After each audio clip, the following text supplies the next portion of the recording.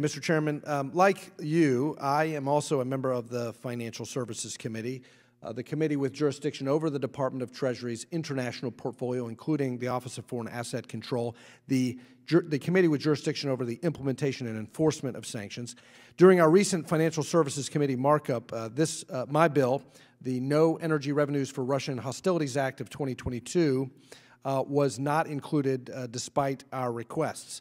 Now, in this committee, Ranking Member McCall requested inclusion of this bill in this markup, and it was again left out.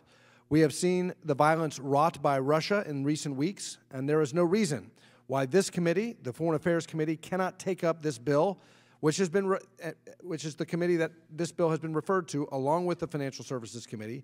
There's no reason that this committee cannot take up this bill to cut off Russia's ability to benefit from energy transactions. Mr. Chairman, I want to compliment you because the spirit of this committee, Mr. Chairman, has been very bipartisan. I want to compliment you also for your strong advocacy for the people of Ukraine and for traveling there and showing bipartisan solidarity and commitment to the people of Ukraine and countering Russian aggression. And I also compliment the chairman and many of my colleagues on both sides of the aisle for talking about the importance of countering this Russian aggression with the ferocity that it deserves and countering the war crimes and the brutality that we've seen in Bucha and all these other, Mariupol and all these other places where innocent Ukrainians have been butchered by the communist aggressors from Moscow. And so to that end, I am somewhat baffled that the majority in both this committee and the Financial Services Committee and perhaps the Judiciary Committee are not willing to take up this issue, because this is the loophole in the sanctions that is literally financing the war machine right now. My amendment would close the loophole in recently announced U.S. sanctions against Russia in order to limit transactions with Russian oil and gas producers. Revenue from oil and gas sales are what is financing Russia's invasion of Ukraine. It is what has given Moscow access to foreign hard currency. Now, it's true that the U.S. imposed sanctions against Russian banks, including the Russian Central Bank. But it still permitted transactions involving Russian energy through the Office of Foreign Asset Control General License 8A under Executive Order 14024. This carve-out provides Russian energy transactions in recent sanctions, enabling the United States and our allies to continue, unwittingly perhaps, financing Putin's war against Ukraine.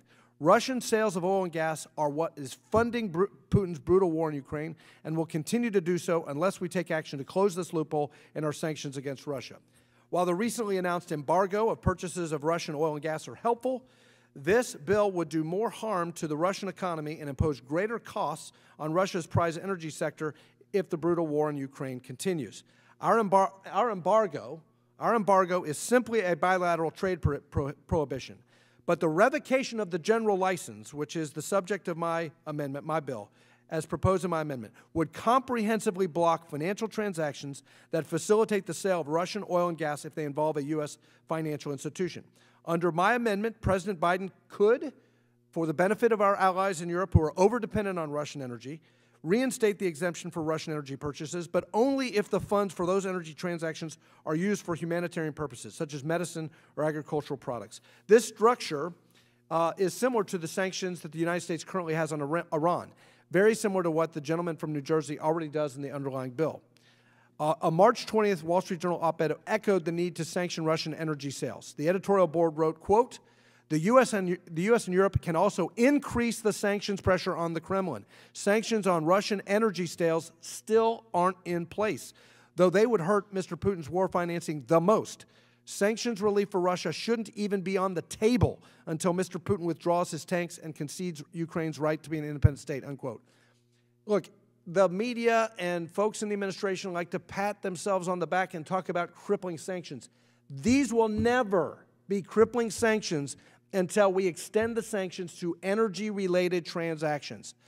And this is a carrot-and-stick approach. To my friends on the other side of the aisle who don't want to talk about this issue, the carrot would be the escrow mechanism that this would set up, and the proceeds of the sales of Russian energy that would be enabled to flow with a waiver from the administration. And I've talked to Adeyemo about this, Deputy Secretary. He's interested in this. It would build up, and then the carrot would be when Putin withdraws from Ukraine, then those funds can then be released to the Russians, but only be used for humanitarian purposes. That is a carrot. That is a diplomatic leverage. And so I withdraw the amendment, but I encourage my friends on the other side to work with me and the administration to toughen these sanctions up and impose real crippling sanctions on Russia. I yield back.